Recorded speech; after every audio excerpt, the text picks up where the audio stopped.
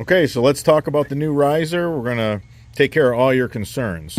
So the reason why we have this flange, the dirt keeps it from pulling off. We want everything to be a slip fit. So here's our catch basin. Boom. Beautiful. Nice 2-inch rise on our catch basin. And then the dirt just sits on that flange, holds it in place. If you need another one, no worries. They stack. Boom, another 2-inch lift. Of course, the dirt's up against this as you backfill. It can't come off. Even when you pull the pop-up top, if you pull the basin top, you pull the turf restrictor plate, this doesn't come off. These are HDPE, so they give a little when the lawnmowers run over them. They have a little bit of give, unlike PVC. So I have a PVC pop-up right here. Here's a PVC pop-up. Our risers, all right, so here we go. There's a PVC pop-up.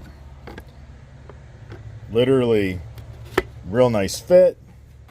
When you backfill this with dirt, it is not coming off. When you pull the pop-up top off, this is not coming up because of the flange.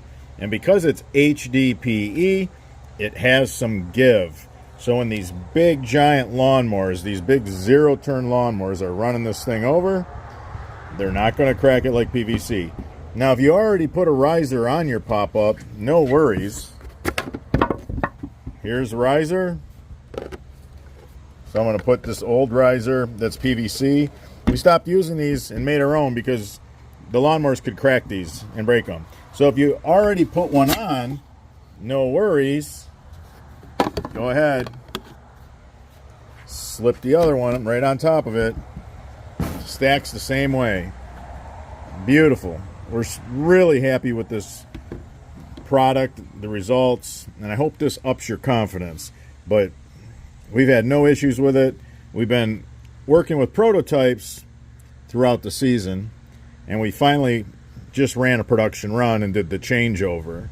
Let me know if you have any other concerns.